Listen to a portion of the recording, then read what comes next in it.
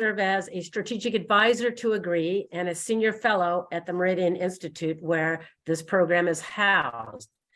You're probably familiar with Agree's efforts. If not, we work with farmers and ranchers, researchers, supply chain executives, and policymakers, where we focus on developing bipartisan policy solutions at the intersection of conservation practices, farmer profitability, and managing risk. Today, we're going to dive into the value of conservation for banking and finance. I would like to introduce my colleague, Lori Rustino. She serves as the project director here and general counsel at the Meridian Institute. She will be moderating the panel of our esteemed experts. Over to you, Lori. Thanks, Deb. So welcome to everyone. It's great to see you. It's great to have such a great turnout for this webinar. Many people have registered for it. We are recording it so that for folks who can't make it or other folks who learn about the webinar can watch it. So I just want to let you know that.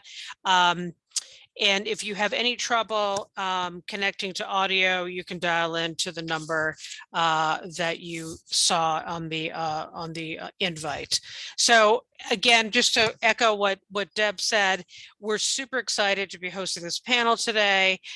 This is about banking and finance, and there's a new attention that's really being played to that's really being focusing on this in terms of conservation and finance and agriculture, and that's wonderful. There's a lot of new information that's emerging, which is really going to, I think, help move things forward in terms of resilience and get that triple win for farmers. So, and by that, I mean both reducing risk, improving environmental outcomes, and improving farmers' bottom lines. So today we're going to focus, as I noted, on that latter, and we're going to be really talking about that latest research. We're going to be talking to folks that are in the lending industry, as well as folks that are on the leading edge of research and the practical application of that research. So first, I'm thrilled to welcome the author of this report that accompanies this webinar, Dr. Rob Myers. He is the director of the Regenerative Agriculture at University of Missouri, as well as works with SARE too. And he's going to talk about a little bit more about his work as well as that report. We're also joined by Skya Ducheneaux, the executive director of Akiptan, and then Gary Matson, the senior vice president for the Beginning Farmer Programs and Outreach at the Farm Credit Council. And of course, Maggie Monis, the senior director of Climate Smart Ag at the Environmental Defense Fund. So we're going to go just have the speakers just give it a brief introduction of who they are and what they do and how this kind of the conservation and finance really are part of their work and the leading edge of that work.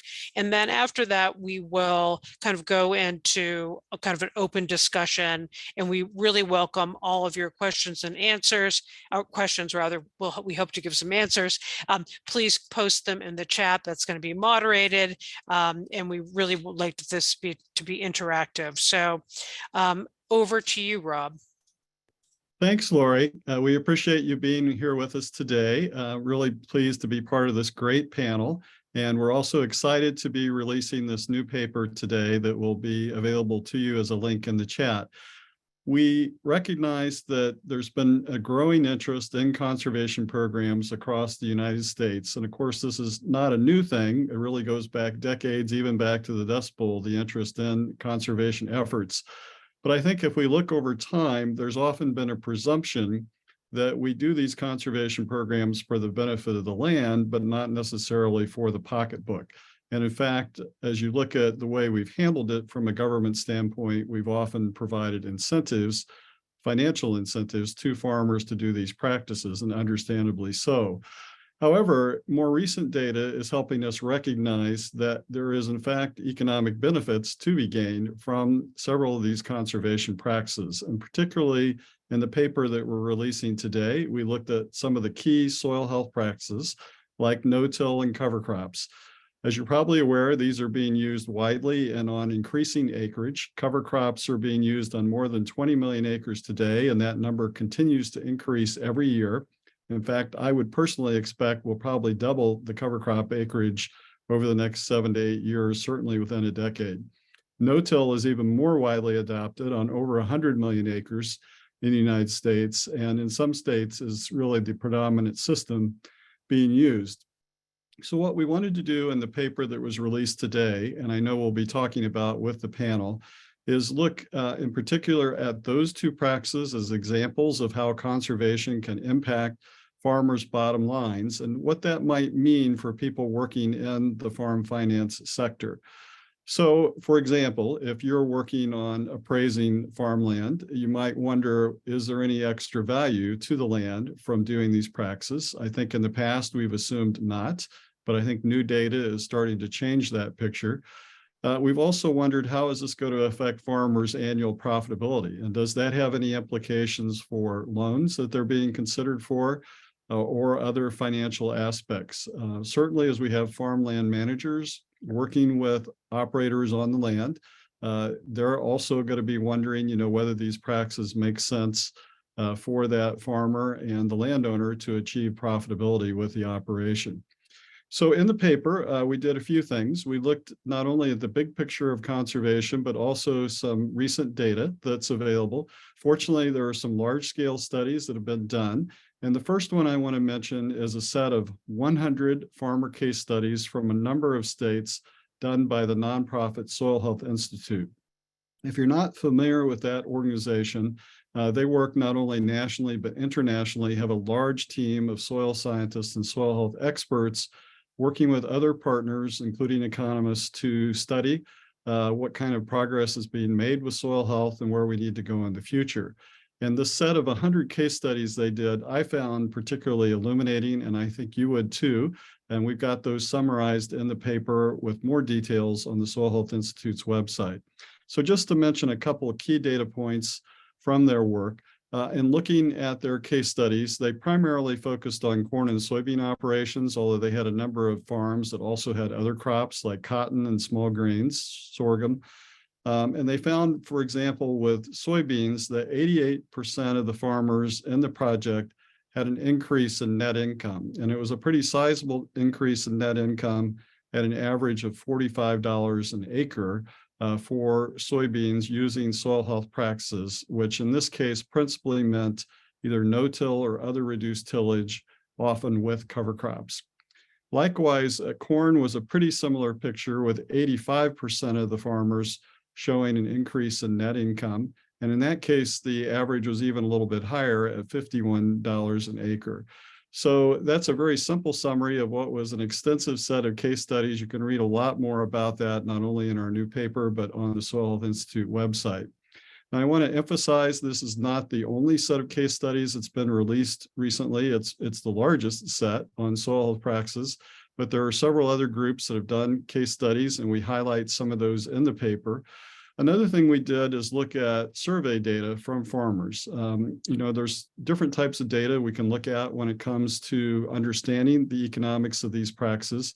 We can look at individual university research studies, but I will say from my own standpoint, having grown up on a farm and worked with a lot of farmers, that I most value farmers' individual experiences. That's why I like these case studies that we summarize, but I also like what farmers can tell us through survey data.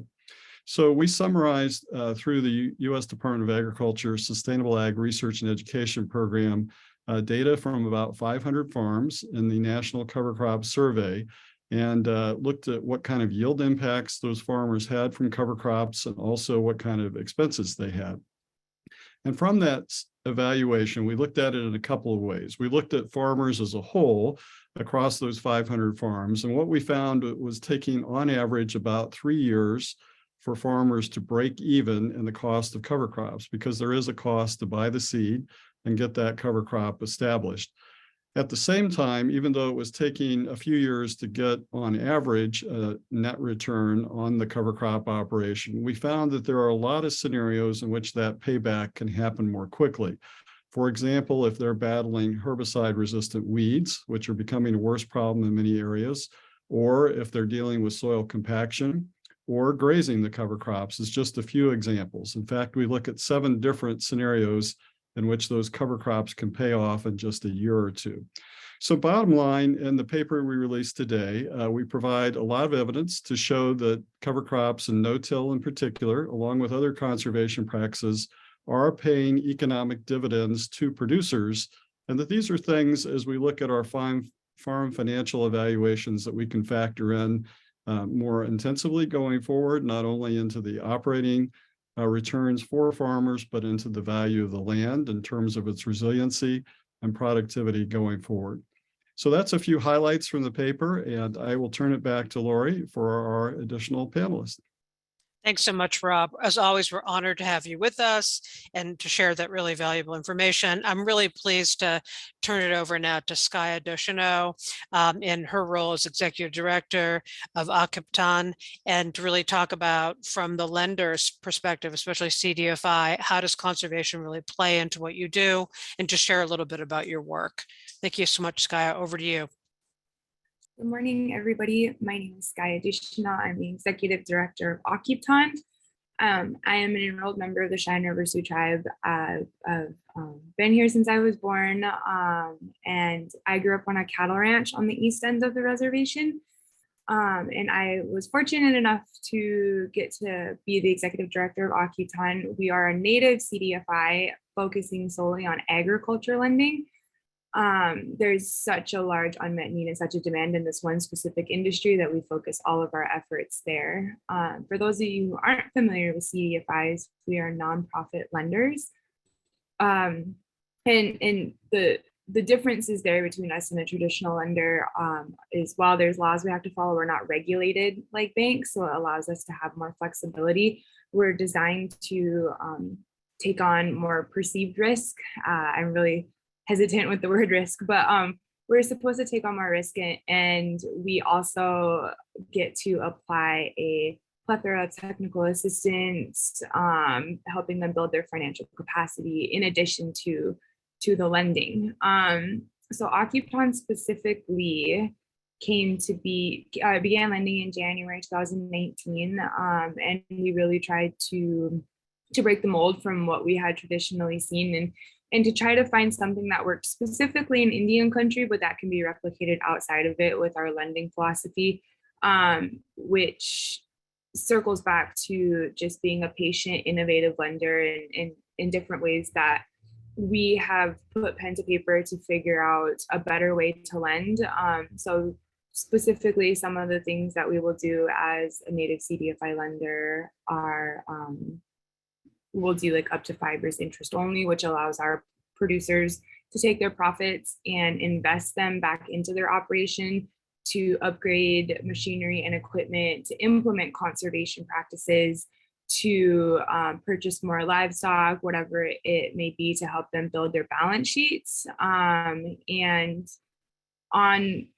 within the risk rating and stuff as well, just being reflective of sweat equity, conservation, how they run their operation, and not looking at just number specific things in the risk rating.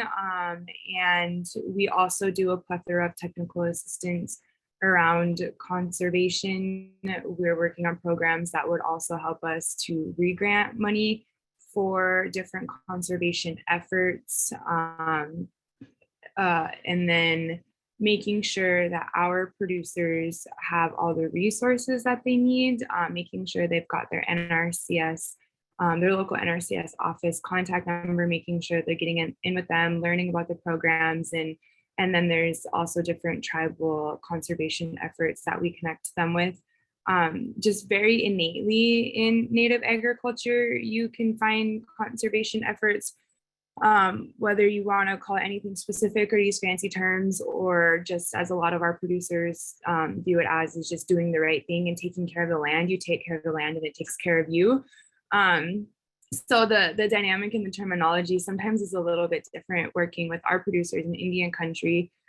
Some of the big fancy terms they're not super interested in. They're just interested in what's doing what's right to the land, and making sure that they're not overgrazing, overplanting, or being overall extractive from the land. We've in our analysis at Akiptan, we've just found that extractive financing leads to extractive practices. on land. So our patient capital model is super perfect for implementing different conservation efforts on your land.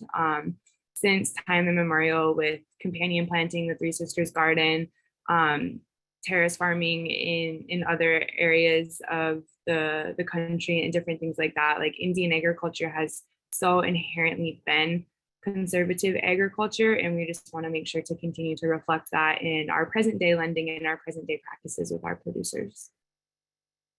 Lori, I'll turn it back to you. Thanks so much, Skya. I really appreciate that. I'm going to turn it over to Gary Matson to really talk about his work and then how conservation can figure into lending from his perspective. Gary, over to you. Thanks, Lori. So trying to describe my work for the Farm Credit Council, which is the trade association for all of the institutions of the farm credit system. I kind of have a broad portfolio. If the easy way to talk about it right here for the purposes of this audience is I go find people like Maggie and bring them into Farm Credit's tent. And gosh, I don't know how long ago it was, Maggie, 3-4 years ago, maybe even longer than that we started collaborating. Well, we started arguing first, then we started collaborating. I think that's how it goes. And really found a lot of information that we needed to share to help move the bus, change what's happening to the betterment of all of us involved. And that kind of coalition building, going out and finding new ideas and bringing them to the benefit ultimately of the farmer borrowers who own farm credit is what my job's about. The finding data about this conservation practices and the costs and benefits that are related there is there hasn't been a lot of that. And hats off to Dr. Myers for writing this paper that really is realistic about describing the benefits in terms of as he said before, it may take 2 or 3 years to see a benefit. And, that's a broad statement across all crops, all types of cropping systems. But being realistic about not promising the moon is what gets lenders interested in listening to explanations of how conservation practices can and should be financed. Because in the end, ag lenders need to have a pretty broad grasp of what's going on the farm. If you think of it from a business standpoint, when a farmer borrower comes in and is seeking to new credit or to renew their credit, that loan officer kind of wants to understand what they're interested in, what they're talking about, what that new technology is. The role of all ag lenders, farm credit and commercial banks and other lenders into agriculture, has always included financing innovation, whatever it is that's new. We're now in a different type of innovation focused on conservation practices as it relates to larger implications for climate change. So it's not that the innovation is new, and maybe even some of the practices aren't new, but what is the effect in societal terms and in terms of the climate is certainly a new focus of discussion. So having that, ag lenders having that broad understanding of what those farmers are facing, and just to throw in here, I can't say I can document this, but I would say about 40% of the loan officers that work for Farm Credit are actually farmers themselves or involved in a family farm business. So there's a great deal of internal knowledge and experience and ability to relate and to use those stories like Rob mentioned, that he was much more convinced by a farmer case study example. And that's because it brings it home. It makes it human. It makes it understandable. Climate change is one of those things like saying, I don't know, $26 billion. I don't know. I can't really understand $26 billion that well. I know it's important, but what helps is to bring a number like that back down to the farm level, and be able to tell a story, a case study that interprets what a cause and effect will be for that farmer into reasonable expectations between the borrower and the lender. And in the end, that's what helps lenders help farmers. Lenders don't tell farmers what to plant or how to plant it or how much they should be spending on planting a crop or adopting a conservation practice. It's more of a situation where that lender needs to be able to help the farmer and the lender understand, here's what we both expect. Here's what we think is going to happen. Here's how we're going to mitigate those risks. And then, then there's all those risks that are inherent in agriculture that are not setting aside climate, but are a part of all of that. The normal risks of marketing, of weather, fuel prices, all of the things that affect farming. So just another high five to Rob for putting this paper together to making it intelligible and human scale. So thanks, Rob. Thanks so much, Gary. Really appreciate it. I'm happy to turn this over to Maggie Monist at the Environmental Defense Fund. EDF is doing some leading edge work that's really practical and common sense, but really needed in terms of the finance space and agriculture. And so I'm really pleased to turn it back over to you, Maggie. Thanks, Lori. Hi, everyone. I'm so privileged to get to collaborate with each and every one of the organizations and the people who are speaking on this call today. And I want to start by re-emphasizing why farm financial information on conservation or climate smart practices is important. First, just from a farmer perspective, how can we expect farmers to adopt conservation practices if we don't really know what it's going to cost them, what the benefits might be, what the risks are involved, and how those occur over time? When you say it like that, it seems just like common sense. And yet we've gone on for a long time without having really good data on those farm financial impacts of the practices that we're trying to advance. Second, for the broader sector of supply chain companies, finance providers, government entities, NGOs like mine that are trying to support farmers in adopting these practices and develop financial incentives to do so, how can we do that if we don't know what financial problem we're trying to solve? Otherwise, we're just shooting in the dark. So when we can really dial in on this is an ongoing cost issue, this is an upfront cost issue, this is a risk issue, this actually has benefits, but they're not really being realized in the farmer's day-to-day. That's how we can figure out and target financial incentives that actually work for producers. So we've been collaborating with folks like Rob and other ag accountants, ag lenders, farmer organizations, and land-grant universities to try to expand this data set, both the great case study approach as well as larger analyses with land-grant universities, with partnerships like the University of Minnesota, Kansas State, North Carolina A&T University. And we're really hoping that that data can get us to a place where information on the financial impacts of climate smart or conservation practices is just as widely available to farmers as information on conventional practices. And so if that's our mark, we still have a long way to go in getting there. And that's one area where we're really looking at the Farm Bill and other areas where we can expand support for universities and others that are trying to do more of this really important economic analysis.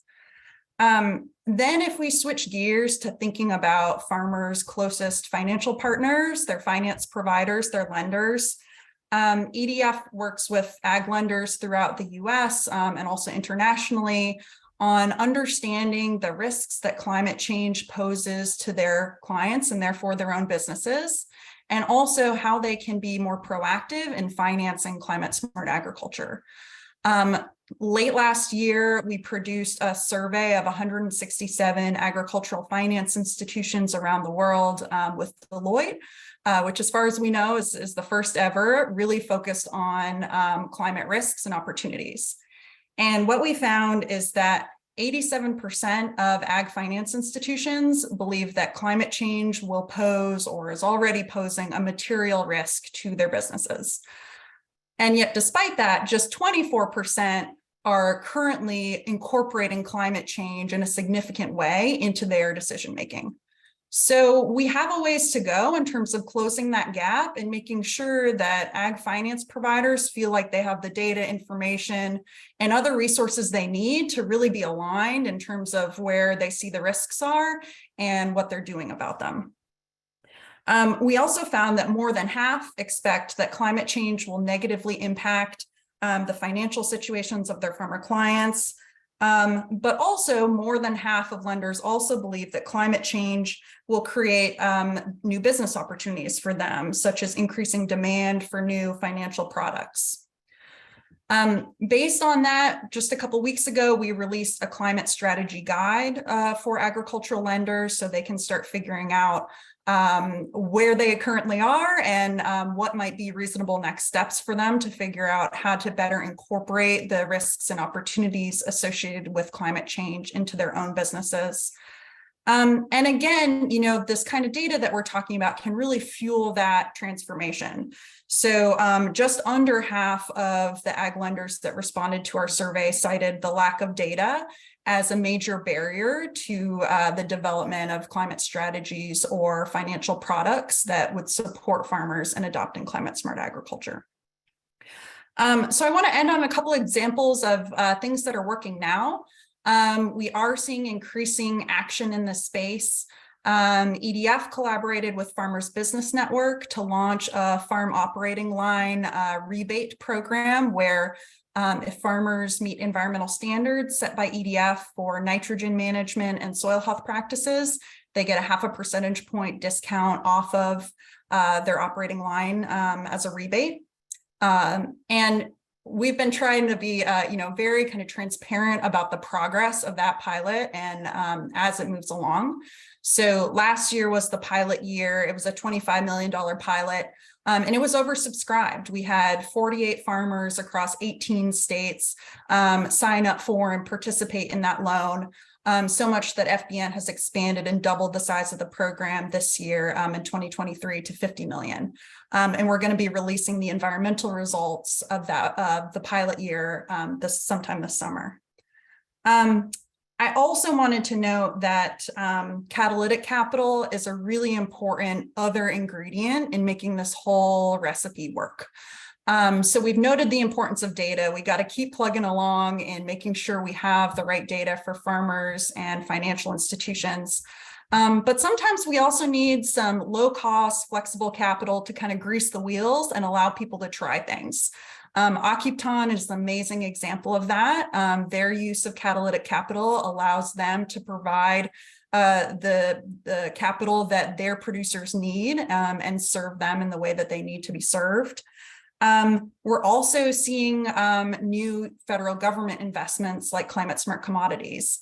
And so I'm privileged to be part of a climate smart commodities grant with Skya and with Gary that's led by Field to Market that's really focused on using this USDA money as catalytic capital and advancing innovative finance in agriculture.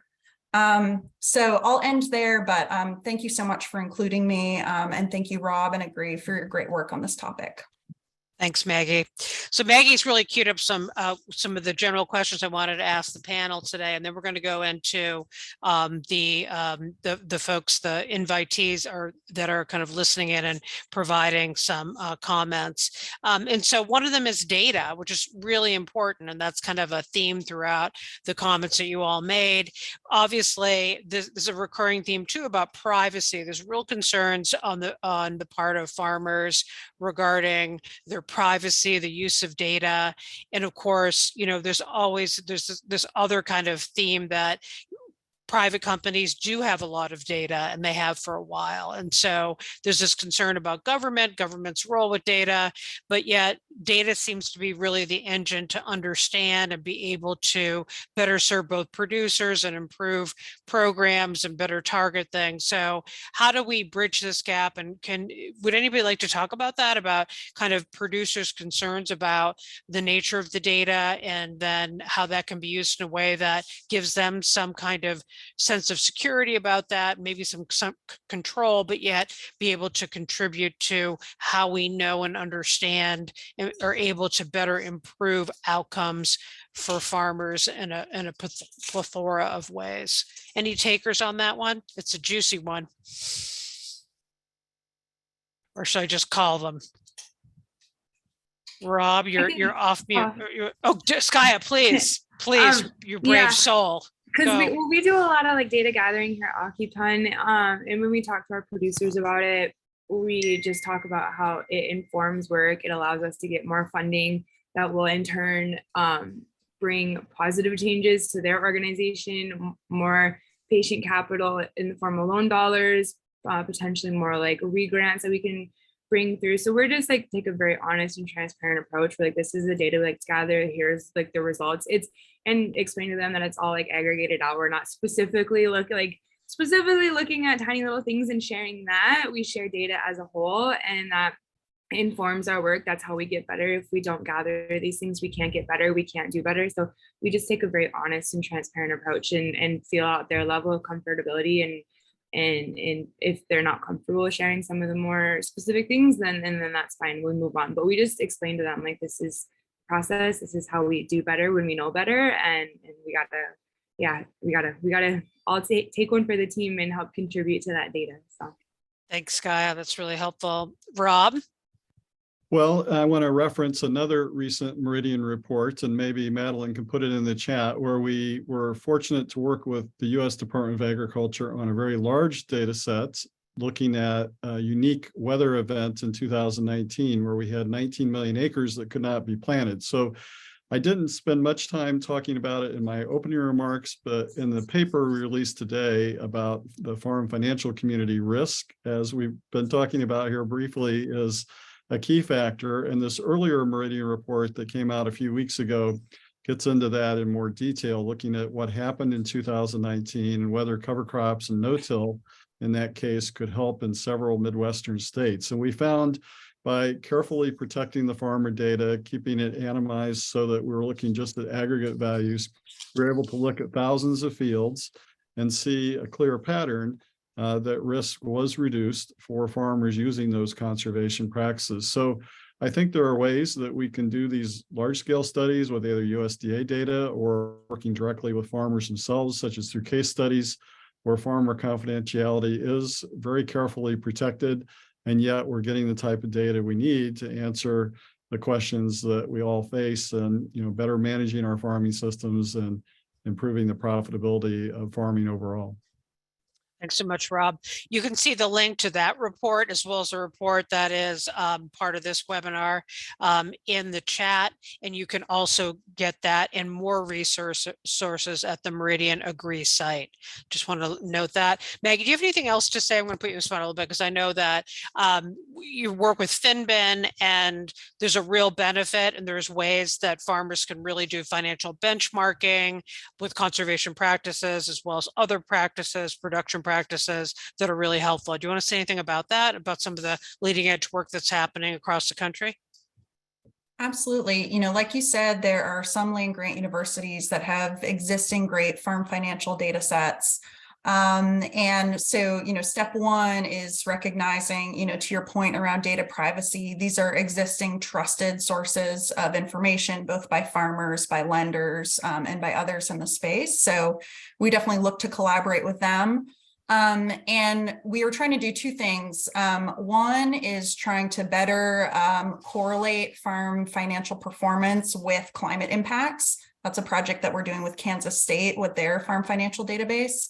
And then with University of Minnesota and their Finbin farm financial database, we're trying to include data on different conservation practices.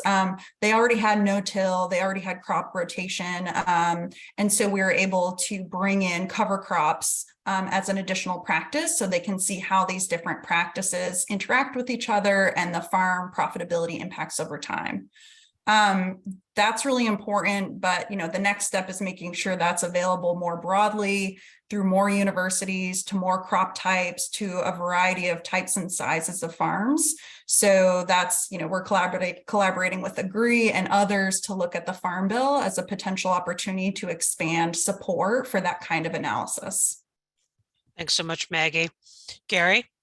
Yeah, there's another aspect to this, and Maggie touched on it, production practices. And it's not just, it sounds easy to say, well, you just put in a cover crop.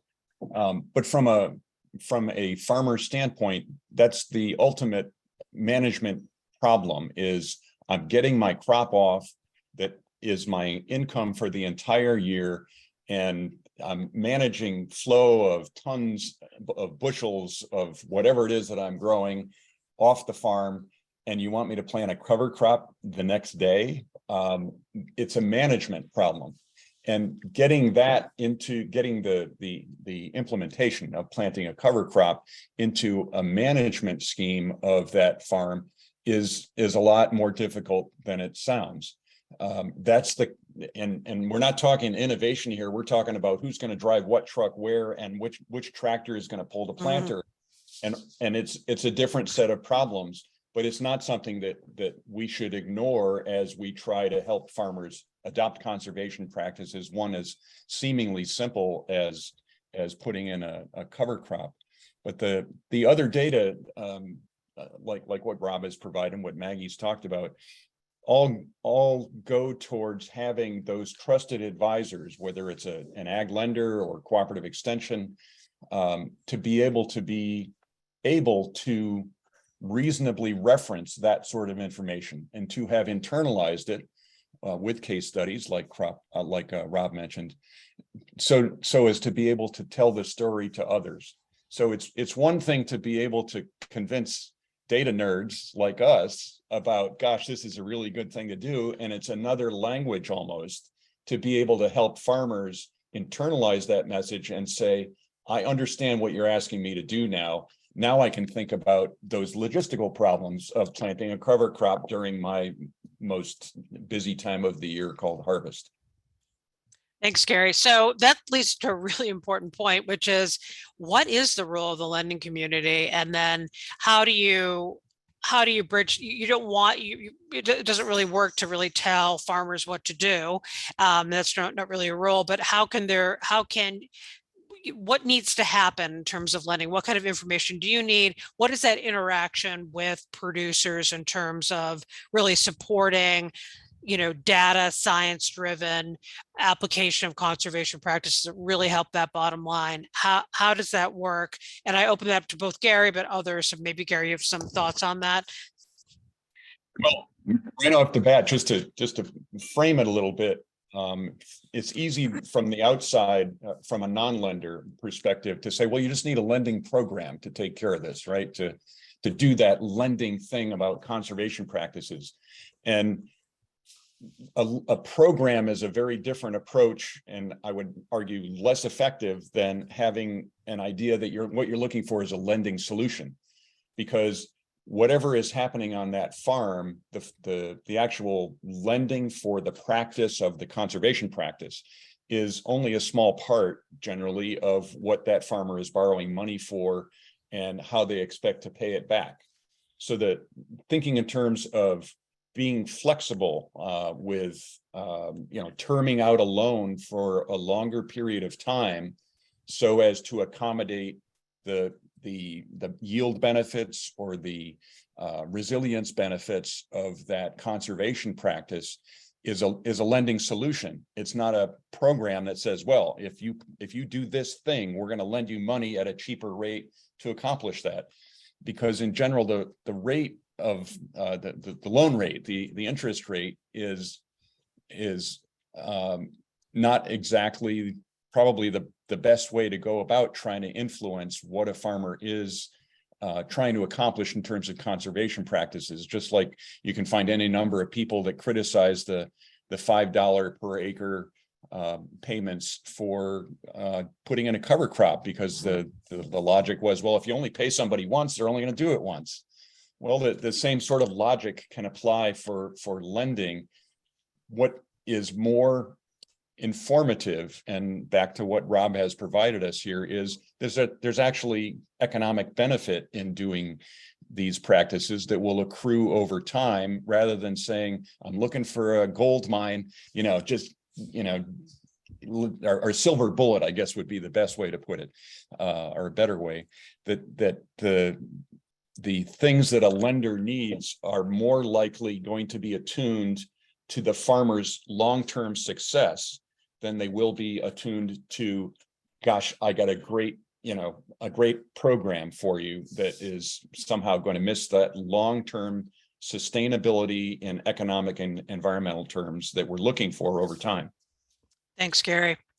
We got a question in the chat, which is really great, which is about how does this apply, or how can it apply this information to underserved or small and diversified farmers? And so it's great to have Skya here, who probably has a diverse range of sizes, but mainly I would think on the smaller, mid-sized end, but also an underserved population. And so I think that's really important. A lot of the research has been done on corn and soy and the bigger production.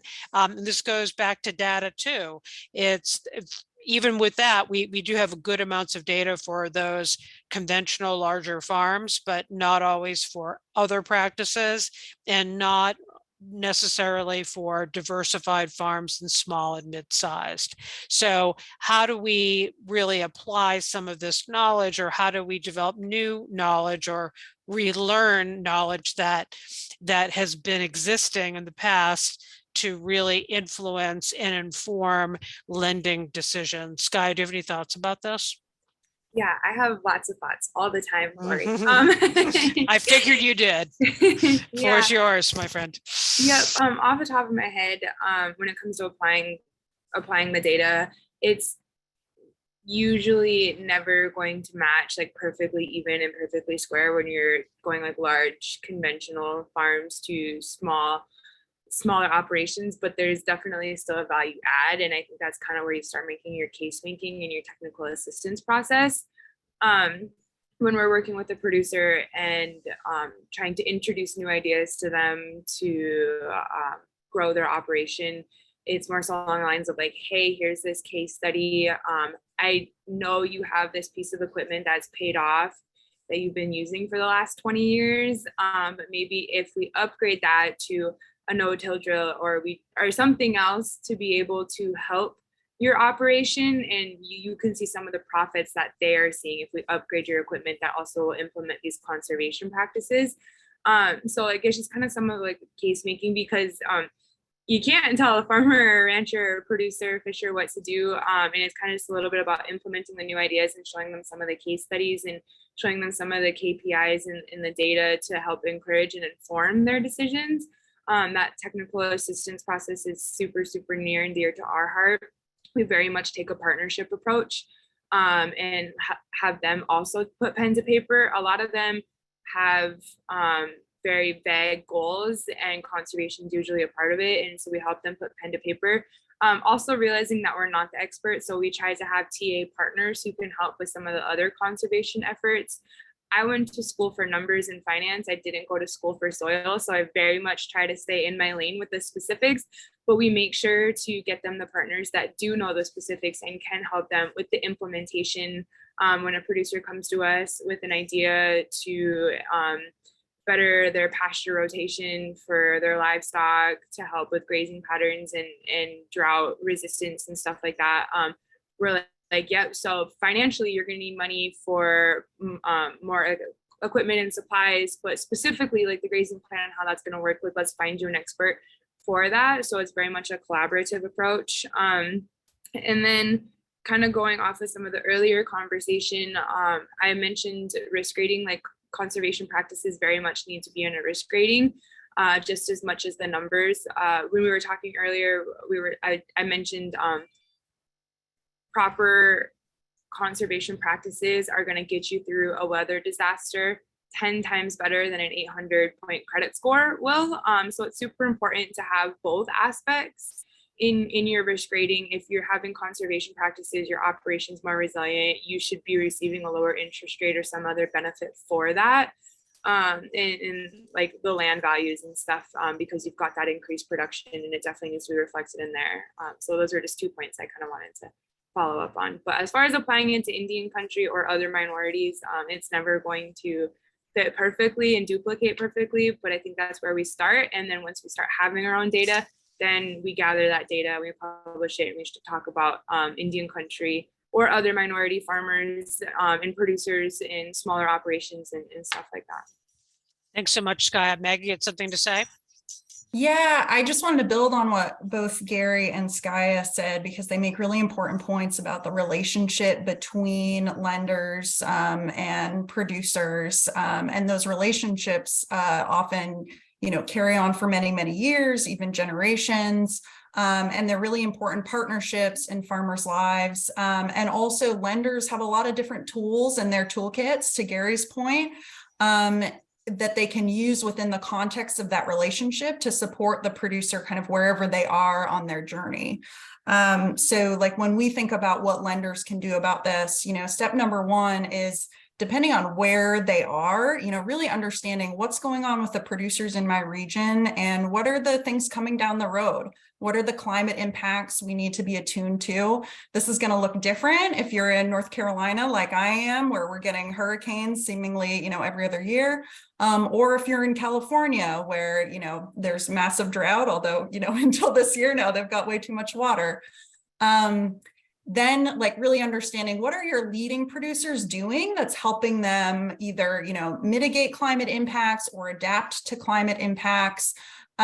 What the economic impacts of those are for those producers. That's where the important research of Rob comes in. And then really, how can the lender play a role in more proactively helping more producers be prepared for what's coming, and be able to be profitable and successful long into the future.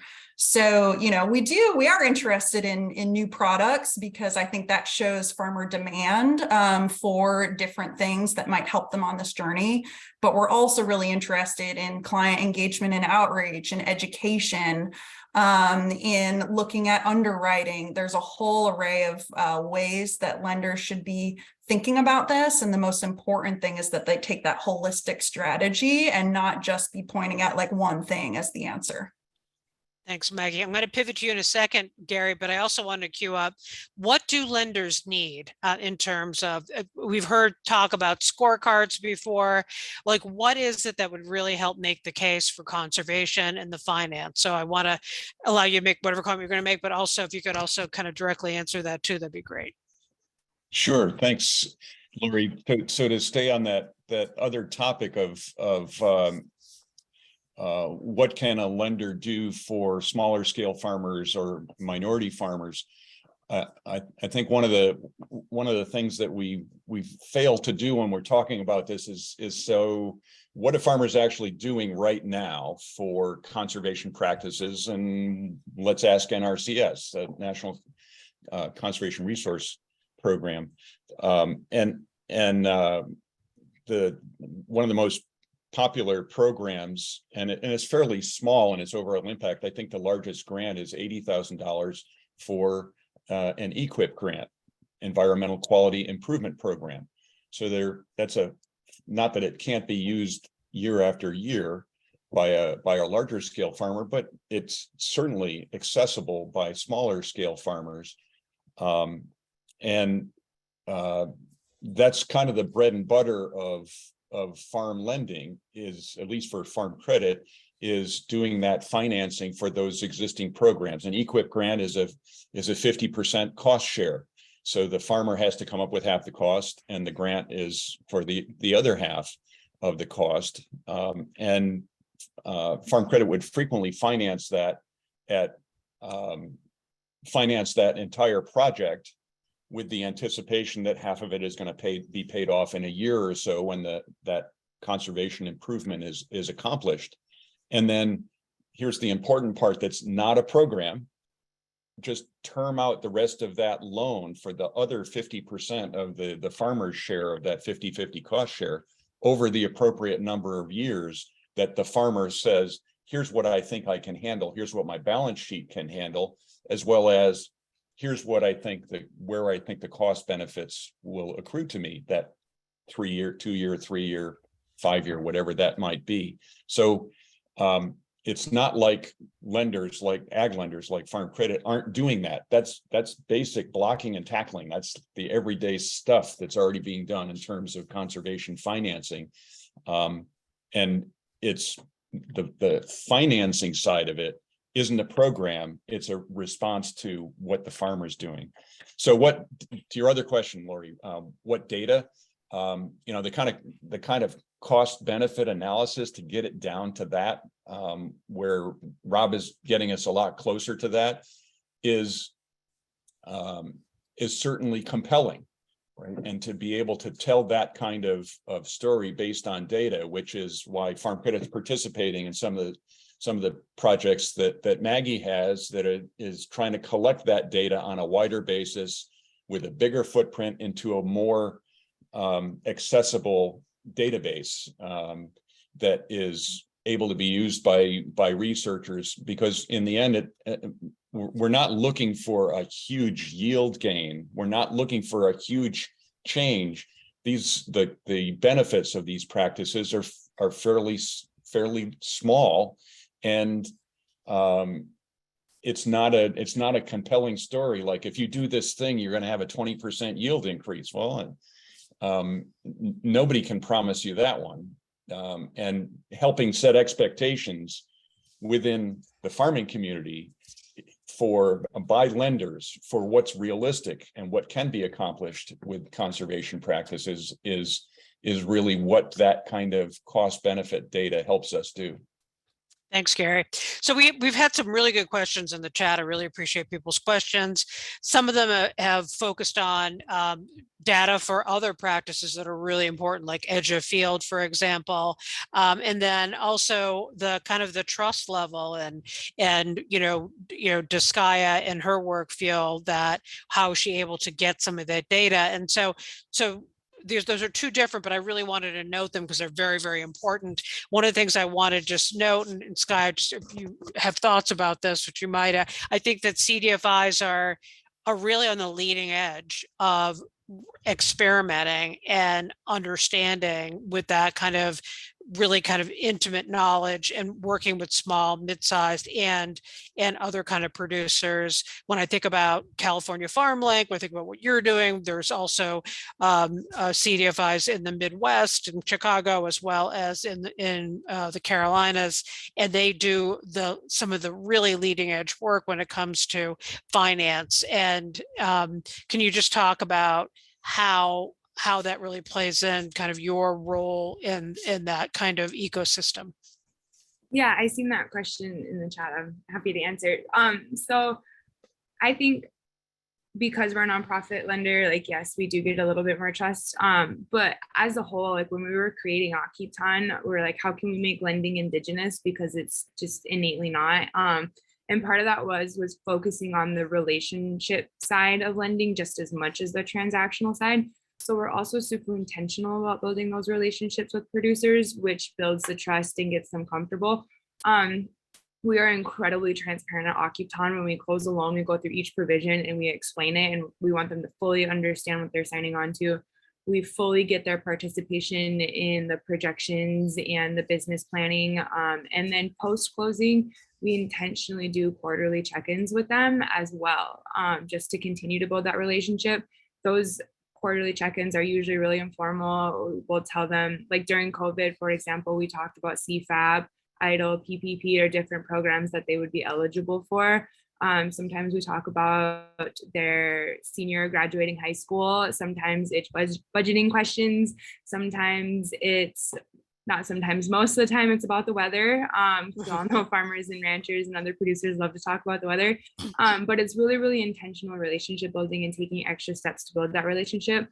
And then we have that trust. And sometimes it takes a little bit longer with some of our more experienced producers, because they're so used to working in the traditional finance industry. It takes a little bit longer to build down those barriers. But once we do, we can't get them out of our office. We're having to kick them out. I usually have to shame them a little bit. I'm like, don't you have like crops to plant, cows to watch, like what are like, but it's really good, and it gets to create a really fun relationship. And then it also helps us be more proactive versus reactive when weather events happen or market events happen or some kind of foreseeable problem, because we have that relationship and they know that we are all on the same team and the same side and we want them to succeed. It helps us also be proactive with something that might be affecting their finances. Thanks so much, Skya. Rob, I want to turn the conservation practice data and understanding how things affect the land in different places, obviously. And I wanted to kind of comment on that and maybe also comment on the way the NRCS programs are set up or conservation in terms of not really being focused on measuring outcomes. What are some of the challenges there when you look at other conservation practices that really provide benefits? Can you talk a little bit about that, please? Sure. Well, there's of course a wide range of conservation practices that farmers are using, and in some cases being incentivized by NRCS. When we look at edge of field practices, whether they're bioreactors or buffer strips or wetlands, those all play important roles. They're a little harder to pin down economically because it kind of depends on who you're attributing the economic benefit to. Are we talking about, the community in that area, society as a whole? I think in those cases, we often can show the value because we're preventing phosphorus or nitrates or other contaminants from leaving the farm, sediment. But for the farmer, it can be harder to show maybe an impact on their bottom line, which is why the incentive payments are important to do some of those practices. Looking at NRCS's role, NRCS is working very hard to provide the technical assistance and financial assistance to farmers to do this wide range of conservation practices. They do have a core group of economists that are part of NRCS that are, working on trying to better understand how some of these things factor in. But bottom line, we've mentioned data a few times today. It's gathering more data in a way that is helpful to our decision making that'll be important going forward. And we don't have all the answers on every single conservation practice right now, is the bottom line. Thanks, Rob. We had a couple of people also mention diversified farms and what kind of data is out there about diversified. What kind of data would you need? Is it hyper local? Is it regional to really kind of capture that? Can you just briefly speak about that? Because that kind of involves I would imagine a higher degree of complexity. Well, each of these things, as Gary and the others have alluded to, can depend on the crop or farming system we're doing, but there's commonality too. I think of when we're building soil health, we're also building resiliency. And so that applies to almost anything we grow in the soil, whether it's a pasture, rangeland, fruit trees, vegetables, row crops. If we can build more resilient systems that do a better job of getting rain into the soil, holding that moisture in place during dry periods, having an active microbial community that has life in the soil, all those things are positive for the plants we're growing, whether they're the basis of a livestock system or food that's going direct to consumers, feedstocks. So I think that's a core element. And also, if we have more biodiverse systems, that's helpful, but they get more challenging to evaluate the economics of them. So again, more data will be good, but bottom line, these practices I think are paying off in a lot of systems. So we're almost at time right now. So I want to give one final question, but I did want to note there's a lot going on at the USDA right now. I think maybe not since possibly the Dust Bowl has there been such an investment in conservation, but now we're pivoting for some of us at long last deeply into climate change and really embracing that and ecosystem services. So it does seem like a real pivotal moment at the USDA and a lot of investment. I wanted to note that. And when we're talking about this, it is within that context. So having said that, it's my last little commentary. I did want to provide one last comment to our awesome panel right now, who we very much appreciate you spending time with us today, as well as the report that Rob authored. But the last question, if you could all give your 2 cents rather quickly, is if you could change anything, if you could provide anything to really scale the incorporation of how conservation can and does impact and improve financial outcomes, what would that be? What's that one key ingredient looking forward that you'd really like to see happen? I'm going to hand it over to Maggie, then Skya, then Rob, and then Gary to close it out. I'd say catalytic capital to try new things and collect better data. Skya, you. That was mine. I'm the money lady, Maggie. Thanks for taking the answer. Following that up, I would say just like some really quick case studies to show producers, to give them the information to make the decisions then on their operation. There's some really easy to tolerate information. Thanks so much, Skya. Rob, over to you. Well, just picking up on Skya's comment about the farmer case studies, we've got some really innovative farmers out there that are being very effective in implementing conservation practices in a way that is profitable for them. And of course, each farm and field or pasture is different, but to the extent that we can learn from those farmers and have them network with other producers, I think that's going to be pivotal to getting more adoption of these practices in a way that helps everybody be successful. Thanks so much, Rob. Gary, the last word. So Rob, the economist, took what I was going to say. That the single most important thing in helping farmers adopt conservation practices is to see their neighbor doing it profitably. That's the final word of, if we want to make this spread, the whole infrastructure of the assistance that lenders provide and extension and programs like Maggie runs should be focused on helping farmers accomplish it so that their neighbors can see it. That's the magic wand here, I think. Thanks so much, Gary. I want to thank everybody today, our panelists and all the people who attended. We greatly appreciate it. Thanks to Skya, Maggie, Rob, and Gary, and Rob's paper, which you can find. We'll also send out an email so that you can share the link to this recording widely. Please do so. And we thank everyone for their really wonderful questions. We greatly appreciate it. Thanks, everybody. Have a great afternoon.